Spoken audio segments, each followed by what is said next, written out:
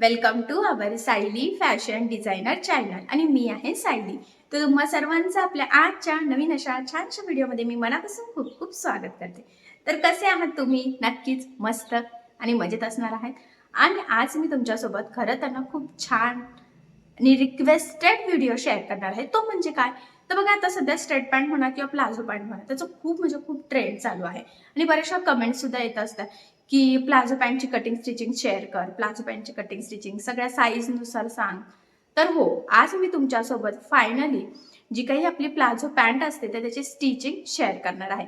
आता तुम्ही म्हणा स्टिचिंग, कारण की ऑलरेडी कटिंगचा व्हिडिओ मी याआधी टाकलेला आहे आणि कटिंगच्या व्हिडिओमध्ये मी तुम्हाला त्याचं कॅल्क्युलेशन, साईज, हिप साईजनुसार कसं कॅल्क्युलेशन करायचं, पूर्णच बॉटम सहित संपूर्ण कटिंग स्टिचिंगला बरेचसे कॅल्क्युलेशन असतात, तर ते कसे करायचे साईजनुसार, तर हे सांगितलेलं आहे. जर का तुम्ही तो कटिंगचा व्हिडिओ बघितला आणि त्यानुसार जर कॅल्क्युलेशन केलं तर तुमची साईज किती असो, छोटी असो किंवा मोठी असो, तुम्हाला तो एकच व्हिडिओ बघून कुठल्याही साईजची परफेक्ट अशी प्लाझो पॅन्टची कटिंग सहजच करता येईल. आणि तो कटिंग केलेला आज आपण स्टिच करणार आहोत. तर बघा, खरं तर आपण इथे या प्लाझो पॅन्टला बॉटमला डिझाईन बनवणार आहोत. त्याचबरोबर कमरेला इलेस्टिक आहे, दोन्ही साईडने आहे. बऱ्याचदा कधी कधी फ्रंटला नसतं, बॅक साईडला असतं, तर तो व्हिडिओ सुद्धा मी लवकरात लवकर तुमच्यासोबत घेऊन येईन. पण बेसिकली म्हणा, जर आपण सोप्या पद्धतीने सुरुवात करूया. सो खरं तर म्हणून आज आपण ह्या पॅन्टला कमरेला दोन्ही साईडने इलास्टिक लावणार आहोत आणि मी म्हटल्याप्रमाणे आपण बॉटमला छान अशी डिझाईन सुद्धा बनवणार आहोत, जेणेकरून प्लाझो पॅन्ट अजूनच छान आणि अट्रॅक्टिव्ह छान अशी डिझायनर दिसावी. खरं तर यासाठी सो संपूर्ण मी तुम्हाला प्लाझो पॅन्टची स्टिचिंग अतिशय सावकाश, स्टेप बाय स्टेप आणि खूप काही महत्त्वाच्या टिप्स अँड ट्रिक्सही सांगणार आहे, जेणेकरून तुम्हाला आपला आजचा हा व्हिडिओ बघून अशा पद्धतीने परफेक्ट अशी प्लाझो पॅन्ट सहजच तयार करता येईल. त्याचबरोबर मी तुम्हाला त्याची संपूर्ण म्हणजे लूक वगैरे, फिटिंग्स हे सगळं दाखवणार आहे, म्हणजे तुमच्या नक्कीच लक्षात येईल की ती पॅन्ट स्टिच केल्यानंतर कशी दिसते ती. ठीक आहे. सो चला मग आता कटिंग केलेली प्लाझो पॅन्ट आपण इथे स्टिच करायला सुरुवात करूयात. सो सगळ्यात आधी मी सांगते की याचा जो काही कटिंगचा व्हिडिओ आहे तर तो मी आधी ऑलरेडी टाकलेला आहे, तर त्याची लिंक मी तुम्हाला डिस्क्रिप्शन बॉक्स आणि कमेंट बॉक्समध्ये देते, जेणेकरून हा व्हिडिओ तुम्हाला म्हणजे कटिंगचा व्हिडिओ सहजच मिळेल. अगदी सोप्या पद्धतीने कटिंग टाकलेली आहे. आता आपल्याला स्टिच करायचे आहेत, तर बघा ह्या पद्धतीने दोन पार्ट्स आपले रेडी झालेले आहेत. सो सगळ्यात आधी आता आपल्याला काय करायचं, एक पार्ट सरळ ठेवायचा आहे आणि दुसरा त्यावर उलटा ठेवायचा आहे. आणि हा जो काही साईडचा गोलाकार शेप दिसतोय ना, तर सगळ्यात आधी तो पार्ट आपल्याला इथे खरं तर जोडून घ्यायचा आहे. आणि बघा मग सगळ्यात पहिल्यांदा ह्या पद्धतीने ठेवल्यानंतर मी म्हटल्याप्रमाणे इथून आता आपल्याला टीप मारायची आहे, तर साधारणतः अर्धा इंच एवढं मार्जिन ठेवायचं. स्टार्टिंगला व्यवस्थित लॉक सुद्धा करून घ्यायचा आहे आणि जसा गोलाकार शेप आहे व्यवस्थित तसंच आपल्याला इथे टीप मारून घ्यायची आहे. पुन्हा सांगते, मार्जिन कमी पकडू नका, नाही तर तिथून शिलाई निघण्याचे लगेच चान्सेस असतात. शेवटी सुद्धा डबल टिप देऊन लॉक करायचं आहे. आणि एवढंच नाही तर ही जी काही संपूर्ण टीप आहे तर इथे आपल्याला डबल टिप सुद्धा देऊन घ्यायची आहे, जेणेकरून ती व्यवस्थित पॅक राहील. आता बघा, संपूर्ण प्लाझो पॅन्टची स्टिचिंग करताना म्हणजे ही जी काही पॅन्ट आहे तर ही पूर्ण शिवताना मी जिथे जिथे तुम्हाला सांगणार आहे की डबल टिप द्यायची आहे तर तिथे तिथे डबल टिप देऊन घ्यायची आहे. ठीक आहे. सेम बघा, आता हा पार्ट ह्या पद्धतीने व्यवस्थित सरळ करून जशी आपण दाबटीप देतो ना त्या पद्धतीने इथे दाबटीप देऊन घ्यायची आहे. व्यवस्थित पकडायचा आहे. गोलाकार शेप आहे, मी पुन्हा पुन्हा सांगते, कारण बऱ्याचदा गोलाकार पार्ट स्टिच करताना बरेचसे प्रॉब्लेम्स येतात, सो त्यामुळे. तर बघा, मग ह्या पद्धतीने एकदम परफेक्ट प्रॉपर फिनिशिंग सहित खरं तर आपण इथे दाबटीप देऊन घेतलेली आहे. सेम आता ह्याच पद्धतीने जो काही आपला दुसरा पार्ट आहे दुसऱ्या साईडचा आहे बघा, तर तो सुद्धा आपण जसं एक पार्ट सरळ उलटात तर हे लगेच लक्षातच येईल तसंच ठेवायचं आहे. आणि इथे सुद्धा अर्धा इंच मार्जिन ठेवत खरं तर आपल्याला टीप मारून घ्यायची आहे. त्याचबरोबर आता इथून स्टार्टिंगला व्यवस्थित लॉक सुद्धा करायचा आहे. आणि बघा, एकसारखं मार्जिन पकडलं आहे. खालचा वरचा लेअर पुढे मागे वगैरे सुद्धा होऊ देऊ नका. तसा जरी झाला तरी सुद्धा प्रॉब्लेम येऊ शकतो. आणि बघा, मग पुन्हा आपण इथे आता या पद्धतीने टीप मारून घेतलेली आहे. ठीक आहे. त्यानंतर आता हा पार्ट सुद्धा सरळ करून आपल्याला इथे मी म्हटल्याप्रमाणे जी काही आपण आधी दाबटीप दिलेली आहे ना, तर तशीच दाबटीप सुद्धा इथे देऊन घ्यायची आहे. तर बघा, हा पार्ट ना ह्या पद्धतीने पकडायचा आहे, कारण एक साईडने आता जॉईन केलेला आहे, त्यामुळे तो पूर्ण आता ओपन तर खरं तर होणार नाहीये. आणि बघा, मग व्यवस्थित एकदम कडेकडेने सावकाशपणे, सगळ्यात इम्पॉर्टंट म्हणजे फिनिशिंगचे म्हणजे व्यवस्थित येईल याचा विचार करत करत ह्या पद्धतीने आपण इथे खरं तर हे दाबटीप देऊन घेत आहोत. ठीक आहे. हे बघा. ओके. तर ऍक्च्युली इथे लक्षात येईल की किती प्रॉपर छान फिनिशिंग्स आहेत. आता दोन्ही पार्ट्सने पण जॉईन पण केले आणि दाबटीप सुद्धा देऊन घेतलेली आहे बघा. त्यानंतर हे या पद्धतीने बरोबर सेंटरला दोन्ही जॉईंट पार्ट्स मॅच करायचे आहे. आणि खरं तर आता इथे आपल्याला इलेस्टिक लावायचं आहे. तर ते इलेस्टिक किती इंचाचं आहे त्यावर ते डिपेंड आहे. तर बघा 1 इंचाचं म्हटलं तरी चालेल, 1 ते 1.25 ह्या पद्धतीने इलेस्टिक राहील. आणि वरचा ना पार्ट आपल्याला एकदम एक लाईन म्हटलं ना तरी चालेल तेवढा फोल्ड करून एक सिंपल टिप मारून घ्यायची आहे, जेणेकरून इलेस्टिक व्यवस्थित प्रॉपर फिनिशिंग सहित लागलं जावं यासाठी. तर बघा मग एकसारखं पकडायचं आहे. हा पॉईंट इथे खूप इम्पॉर्टंट आहे. आणि पूर्ण कमरेला आपल्याला वरच्या साईडने एक टीप मारून घ्यायची आहे. 1/2 इंचावर असं फोल्ड केलं ना तरी सुद्धा चालेल. आता एक लाईन एवढं बारीक तर फोल्ड होणार नाहीये, नाहीतर लगेचच धागे वगैरे निघण्याचे सुद्धा चान्सेस राहतील. सो बघा मग प्रॉपर फिनिशिंग सहित व्यवस्थित मी म्हटल्याप्रमाणे अतिशय काळजीपूर्वक थोडं थोडं पकडत पकडत खरं तर आपण इथे ही टीप मारून घेत आहोत. आणि असंही मी तुम्हाला बघा अगदी जवळून दाखवते कशा पद्धतीने स्टिच करायचं आहे, जेणेकरून तुम्हाला आपला आजचा हा व्हिडिओ बघून परफेक्ट प्रॉपर फिनिशिंग आणि फिटिंग सहित स्टिच करता यावं यासाठी. तर बघा किती छान व्यवस्थित आपण इथे टीप मारून घेतलेली आहे, ती सुद्धा एकदम एकसारखी. ठीक आहे. आणि आता इलेस्टिक त्यामध्ये जाणार आहे. तर खाली सुद्धा आपल्याला नाही काही तर 1/2 इंच तरी मार्जिन लागणारच आहे. सो बघा मग मी ते एकदा चेक करून घेतलं किती लागतंय आणि त्या पद्धतीने इथे मार्किंग करून घेतलेली आहे. आता ही जी काही मार्किंग आहे ना तर ही खरं तर बघा 1 इंचाची आपली पट्टी रेडीच होती. मी म्हटलं होतं ना असंही आपण कटिंग करताना तर प्रॉपर परफेक्ट अशी मार्किंग केलेलीच आहे, पण स्टिचिंग करताना सुद्धा मार्किंग करायची, जेणेकरून आपला स्टिच करताना चुकायला नको, कमी जास्त व्हायला नको पॅन्टची हाईट वगैरे. सो त्यामुळे तर बघा जी मार्किंग केली होती ना बरोबर त्याच लेवलमध्ये आपल्याला मार्किंग करून पूर्ण ती लाईन जॉईन करून घ्यायची आहे या पद्धतीने. ठीक आहे. बघा 3 पॉईंट हे पूर्ण मॅच करून घ्यायचे, म्हणजे पुढच्या साईडने आणि बॅक साईडने दोन्ही साईडने आपण इथे मार्किंग केलंय, जेणेकरून पॅन्ट व्यवस्थित सरळ लेवलमध्ये रेडी व्हावे यासाठी. त्यानंतर बघा आता आपल्याला ह्या पद्धतीने फोल्ड करायचं आहे आणि इथे ना थोडंसं आपल्याला ओपन ठेवायचं आहे, जिथून आपल्याला इलेस्टिक टाकता यावं यासाठी. आता इथून मी स्टार्ट केला. स्टार्टिंगला व्यवस्थित म्हटल्याप्रमाणे डबल टिप देऊन लॉक सुद्धा करून घ्यायचं आहे. आणि हे आता ह्या पद्धतीने व्यवस्थित एकसारखं पकडत पकडत आपण सिंपल अशी टीप मारून घेऊयात. आणि ह्या पद्धतीने जर का तुम्ही इलेस्टिक लावलं तर खरंच खूप छान प्रॉपर फिनिशिंग सहित लागलं जातं आणि पॅन्ट सुद्धा फिटिंगला पण छान बसते आणि फिनिशिंग सुद्धा पॅन्टची खूप सुंदर दिसते. बऱ्याचदा आपल्याला इलेस्टिकच कळत नाही बघा कसं लावावं कसं नाही. आणि शेवटी सुद्धा लॉक करायचं आहे. आणि मी म्हटल्याप्रमाणे आपल्याला ना थोडंसं तिथे जागा ओपनच ठेवायची आहे, ज्यामधून आपण इलेस्टिक मध्ये टाकू शकू यासाठी. आता ते तुमच्या पुढे लक्षात येईलच की कुठे जागा सोडलेली आहे कुठे नाही. हे बघा आता इथे थांबलोय, जिथून सुरुवात केली होती तिथून आणि जिथे थांबलोय तिथं, तर त्याच्यामध्ये आपण एखादा इंच म्हटलं तरी चालेल एवढा गॅप इथे ठेवलेला आहे. आणि बघा किती छान प्रॉपर फिनिशिंग टिप मारून आपलं हे रेडी झालेलं आहे. आता खरं तर आपल्याला इथे इलेस्टिक लावायचं आहे. ते इलेस्टिक कशावर डिपेंड असतं तर ते मी तुम्हाला सांगते, कारण बऱ्याचदा आपल्याला इलेस्टिक किती इंचाचं लावायचं आहे तेच कळत नाही. तर बघा तुमची जेवढी कमर असेल ना तर त्यामधून खरं तर 4 ते 5 इंच आपल्याला कमी घ्यायचं असतं. ठीक आहे. तर बघा मग इथे मी ना आता 27 ला मार्किंग केलेली. खरं तर ना आपल्याला त्यामध्ये पुन्हा 1 इंच सुद्धा एक्स्ट्रा घ्यायचं असतं, म्हणजे जेवढी तुमची कमर असेल त्यामधून 4 ते 5 इंच कमी करायचं आहे आणि पुन्हा 1 इंच एक्स्ट्रा घ्यायचं आहे, म्हणजे आपल्याला ते दोन्ही साईडने जॉईन करताना लागेल यासाठी. आता बघा मी बघा इथून ओपन स्पेस ठेवला होता आपण थोडंसं जाण्यासाठी. पिन मध्ये हे इलेस्टिक अटकून घेतलेलं आहे. आणि बघा ह्या पद्धतीने आता आपल्याला अतिशय व्यवस्थित काळजीपूर्वक पूर्ण गोल राऊंड मध्ये ती इलेस्टिक होऊन घ्यायचं आहे. तसा थोडासा टाइम लागू शकतो, कारण की इलेस्टिक पण बऱ्यापैकी ब्रॉड आहे आणि जागा पण आपण एकदम परफेक्ट ठेवलेली आहे. खरं तर खूप एक्स्ट्रा लूज ठेवली तरी सुद्धा मग ते फिनिशिंगला प्रॉब्लेम येऊ शकतो.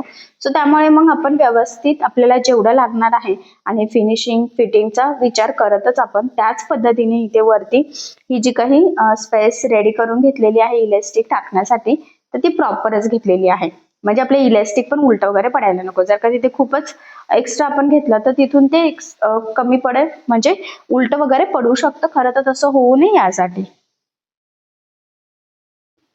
सो बघा मग या पद्धतीने हे व्यवस्थित आपण हे एक साईडने स्टार्ट केलेलं आहे आणि जवळजवळ दुसऱ्या साईडने बघा ते इलेस्टिक ह्या पद्धतीने काढलेलं आहे.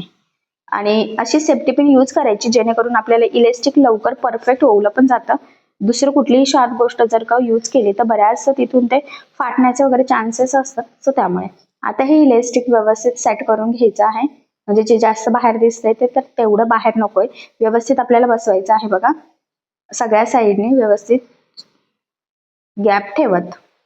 ठीक आहे. आणि आता हे मी सेफ्टी पिन काढून घेतली आणि इथे आपल्याला आता हे जॉईन करून घ्यायचं आहे. तर मी म्हटल्याप्रमाणे आपल्याला 1 इंच तर एक्स्ट्रा लागतात जॉईन करण्यासाठी. सो बघा मग ह्या पद्धतीने व्यवस्थित ठेवून 4-5 टिपा त्यावर टाकून घ्यायच्या आहे. म्हणजे ते व्यवस्थित पॅक होईल आणि तिथून निघण्याचे चान्सेस राहणार नाही. त्यानंतर पुन्हा ह्या पद्धतीने फोल्ड करून तिथे पुन्हा टिपा टाकून घ्यायच्या आहे. म्हणजे ते जास्त तिथे ब्रॉड होणार नाही, आपल्याला टोचणार पण नाही खरं तर यासाठी. आणि तिथे सुद्धा 2-3 टिपा द्यायच्याच आहे. म्हणजे ते व्यवस्थित पॅक पण होईल आणि प्रेस पण होईल. ठीक आहे. तर बघा मग आपण हे व्यवस्थित टिप मारून जॉईन करून घेतलेलं आहे. आणि आता हे पूर्ण इलेस्टिक आपल्याला मध्ये टाकून सुद्धा घ्यायचं आहे. खरं तर व्यवस्थित मी म्हटल्याप्रमाणे प्रेस करतच, आणि ते व्यवस्थित तेवढ्या गॅप मध्ये बसलं पण पाहिजे खरं तर.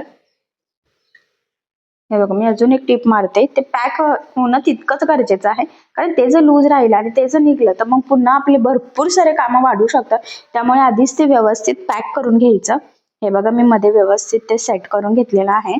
आणि जिथे आता आपलं ओपन होतं ना थोडंफार, तिथे आता आपण टीप मारून घेऊयात. म्हणजे इलेस्टिक टाकण्यासाठी आपण थोडासा गॅप ठेवला होता बघा, तर तिथे आपल्याला एक सिंपल आधीची जी टीप आहे ना बरोबर तिथेच मॅच करत ही टीप इथे मारून घ्यायची आहे.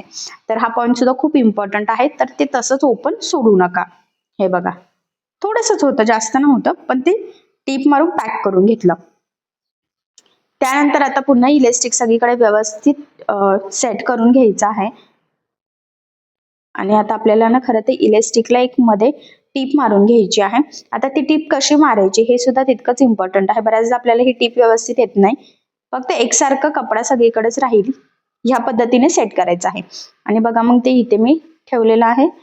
त्यानंतर आता हे खेचायचं आहे बघा दोन्ही साईडने, आणि मग बरोबर मध्यभागी टीप मारायची आहे. म्हणजे टीप मारताना खेचून घ्यायचं आणि पुन्हा सोडून द्यायचं आहे. म्हणजे मग आपल्याला ते इलेस्टिक स्ट्रेचेबल झालं पाहिजे ना. जर तुम्ही अशी स्टिप मारली तर मग ते इलेस्टिक स्ट्रेचेबल होणार नाही. तर हा पॉईंट सुद्धा खूप इम्पॉर्टंट आहे. जर तुम्ही सरळ सरळ टीप मारली तर इलेस्टिक तिथेच पॅक होऊन जाईल आणि मग आपल्याला एकदम कम्फर्टेबली ती पॅन्ट वेअर करता येणार नाही, ती ताणणारच नाही खरं तर. त्यामुळे मग ह्या पद्धतीने खेचून आपल्याला मध्यभागी एक टीप मारायची असते, जेणेकरून ते जी काही आपली इलेस्टिक आहे तर ती व्यवस्थित स्ट्रेचेबलच राहील आणि आपल्याला ती पाहिजे तेवढी स्ट्रेच सुद्धा करता यावी यासाठी. तर बघा किती छान प्रॉपर फिनिशिंग सहित आपण इथे इलेस्टिक लावून घेतलेली आहे. त्यानंतर आता बघा हा जो काही खरं तर पॅन्टचा कपडा आहे पूर्ण प्लेन आहे. तर इथे आपल्याला एक लेस यूज करायची आहे आणि बॉटमला छान अशी डिझाईन रेडी करायची आहे. तर आतल्या साईडनी करायची आहे बघा आपल्याला. तर जेवढा तुम्हाला कपडा फोल्ड करायचा असेल ना तर बरोबर त्याच मापामध्ये आपल्याला मार्किंग करून घ्यायची आहे. तर 1.5 इंच आपण एक्स्ट्रा घेतलं होतं बघा, तर इथे मी 1.5 इंचाची मार्किंग करून घेते. आणि ते पॉइंट आता आपण पट्टीच्या सहाय्याने जॉईन करून घेऊयात, जेणेकरून सरळ बॉटम आपला छान डिझाईन सहित रेडी होईल. तो तिरका वगैरे जायला नको, त्यासाठी ही म्हणजे हा पॉइंट इम्पॉर्टंट आहे. सो सेम त्याच पद्धतीने दुसऱ्या साईडच्या बॉटमला पण आपण आतल्या साईडनी मार्किंग केलेली आहे. लक्षात राहू, म्हणजे उलट्या कपड्यावर, बाहेरच्या साईडनी नाही. ठीक आहे. आणि हा जो काही बॉटम बनवणार आहोत ना खरं तर त्यामुळे खूप सुंदर असं आपल्या ह्या प्लाझो पॅन्टला लुक येणार आहे. तुम्ही सुद्धा असा बॉटम जर तयार केला तर नक्कीच फॅन्सी लुक मधली तुमची प्लाझो पॅन्ट रेडी होईल. आणि आय होप सी डिझाईन तुम्हाला सुद्धा नक्कीच आवडेल. सो चला मग आता बॉटमला डिझाईन बनवायला आपण स्टार्ट करूयात. तर बघा मग व्हाईट कलरची ही कापडी लेस घेतलेली आहे आणि जी मार्किंग केलेली आहे तर बरोबर त्याच मार्किंगवर आपल्याला ही लेस इथे लावून घ्यायची आहे. पुन्हा सांगते, आतल्या साईडने आपण ही लेस लावत आहोत. हा पॉइंट इथे खूप इम्पॉर्टंट आहे, तर तो लक्षात राहू द्या. कन्फ्यूज होऊ नका. सरळ बाजूने जर लावलं तर बॉटम व्यवस्थित रेडी होणार नाही.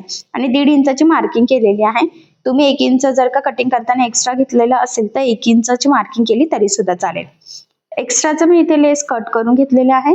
व्यवस्थित प्रॉपर फिनिशिंग सहित खरं तर आपण ही लेस एकदम मस्त सरळ लावलेली आहे. त्यानंतर काय करायचं बघा, आता हा कपडा ह्या पद्धतीने फोल्ड करून त्यामध्ये आपली ही लेस व्यवस्थित फोल्ड होईल याची आपल्याला खरं तर इथे काळजी घ्यायची आहे. ठीक आहे. बघा ह्या पद्धतीने फोल्ड केलेला आहे आणि आता आपल्याला इथे टीप मारून घ्यायची आहे, जेणेकरून बरोबर ही बॉर्डर राहील. आपला जी काही सलवारची पॅन्ट आहे ना तर त्याची बॉर्डर खालच्या साईडला सुद्धा राहील. हे बघा पुन्हा सांगते, आतल्या साईडने हा पॉईंट म्हणजे आपण ही लेस लावतोय आणि हे सुद्धा आतल्या साईडने फोल्ड करतोय. हा पॉईंट इथे खरं तर खूप इम्पॉर्टंट आहे, सो लक्षात राहू द्या. आणि बऱ्यापैकी ब्रॉडच बाहेरच्या साईडचे सुद्धा तुम्हाला कपडा येईल दिसत असेल. आपण जी काही टीप मारतोय आता तर ती, आणि व्यवस्थित काळजीपूर्वक बघा ह्या पद्धतीने खरं तर आपण इथे टीप मारून जोडून घेतलेली आहे. आता बघा यानंतर हे या पद्धतीने व्यवस्थित सेट करून घ्यायचं आहे. आणि ती पट्टी बरोबर वरच्या साईडला दिसते बघा. खरं तर तुम्ही इस्त्रीने सुद्धा प्रेस करून घेऊ शकतात. आणि आता जी काही लेस आहे ना, तर ती सेम दुसऱ्या बॉटमला पण लावून घेऊयात, जेणेकरून दोन्ही पण बॉटम आपले खरं तर इथे सोबतच रेडी व्हावे. त्यासाठी ही स्टेप खूप इम्पॉर्टंट आहे. तुम्ही एक एक रेडी केलं तरी सुद्धा चालेल, तसं काही नाही, तर ते तुमच्या चॉईसवर डिपेंड आहे. ठीक आहे, हे बघा आता हे या पद्धतीने फोल्ड केलेलं आहे. आणि आता आपण इथे टीप मारून घेऊयात. तर एकदम व्यवस्थित प्रॉपर फिनिशिंग सहित जसं खरं तर आधीचं केलेलं आहे ना तसंच आहे. मी पुन्हा सांगते, आतल्या साईडने आपण हे इथपर्यंत स्टिच केलेलं आहे, तर ते बाहेरच्या साईडने कसं येईल तर हे तुमच्या पुढे लक्षात येईलच. आता फायनली इथपर्यंत दोन्ही साईडचं झालेलं आहे. त्यानंतर बघा हे मी म्हटल्याप्रमाणे ह्या पद्धतीने सेट करायचं आहे. तुम्ही इस्त्रीने प्रेस सुद्धा करू शकतात, हा पॉईंट सुद्धा खूप इम्पॉर्टंट आहे. सो मी सुद्धा थोडंसं इस्त्रीने प्रेस करते, जेणेकरून हा बॉटम व्यवस्थित सेट होईल आणि पुढची डिझाईन बनवणं सुद्धा इझी जावं खरं तर त्यासाठी.